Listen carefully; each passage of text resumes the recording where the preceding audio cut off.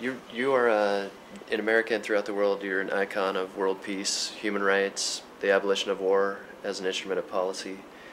How do you try to continue these processes in the world? Well, let me say that because we do have many problems in the Philippines, perhaps the problems in the Philippines are occupied top priority with me. And while it is true, I continue to be involved in other nations and other people who have suffered loss of their freedom. But my thing is to concentrate on what we can do here in the Philippines to help our poor brothers and sisters. And so last year I launched what I refer to as the People Power People movement.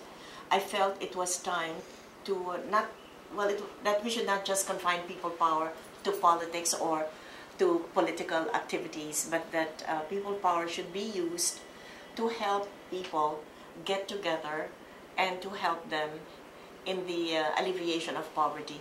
So I sought out 20 NGOs or foundations throughout the Philippines to commemorate the 20th death anniversary of my husband. And the idea was for the Aquino Foundation to project these 20, to put their projects or their programs in video and in print, so that others who would like to replicate their successful projects would have an easier time of doing so. And my role principally was to be a convener, to bring these people together, to let them know that they're all together in improving lives here. And we had the very big foundations, we had the small NGOs, but each one definitely had a role in the building of a better nation. Tends to be a great deal of cynicism just as an operating force when people feel like things aren't going the way they might want them to go.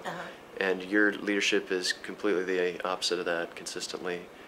How do you maintain that? How do you, even for example, the example you just gave with people power people, you're emphasizing the life-giving nature, the appreciative elements rather than the deficit-based elements.